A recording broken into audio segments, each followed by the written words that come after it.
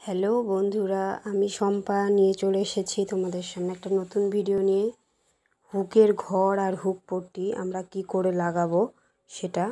তো প্রথমে চলো দেখে নেওয়া যাক। আমি 2 ইঞ্চি মাপের একটা লম্বা করে কাপড় কেটে তাকে 2 ফোল্ড করে হাফ ইঞ্চি মতো করে সেলাই করে নিলাম। তারপরে এই যে চাপ সেলাই দিয়ে নিচ্ছি একটা। তারপরে বাড়তি অংশটা কেটে আমি সেলাই করে নিচ্ছি। এইভাবেই আমার প্রথম পার্টটা শেষ হলো।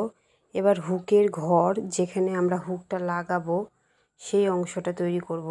তো তার জন্য আমি 3 ইঞ্চি একটা কাপড় কেটে নিয়েছি। আমার কাপড়টা পাতলা তাই আমি একটা লাইলিন দিয়ে নিয়েছি।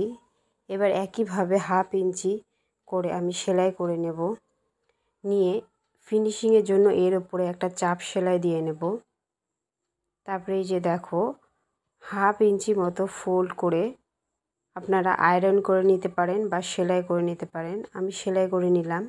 তারপরে এইভাবে যে সেলাইয়ের ওপরে দিয়ে সেলাই বসিয়ে দেব, দিয়ে যে বাড়তি অংশটা কেটে নেব। তারপরে আমরা যে হুক লাগাবো তার জন্য আমরা আরও 2-3 সুত করে একটা সেলাই দিয়ে নেব। তো এই যে দেখো আমার কমপ্লিট। তো আমার ভিডিও যদি তোমাদের ভালো লাগে তাহলে লাইক, কমেন্ট অ্যান্ড সাবস্ক্রাইব করে আমার পাশে থেকো। ধন্যবাদ।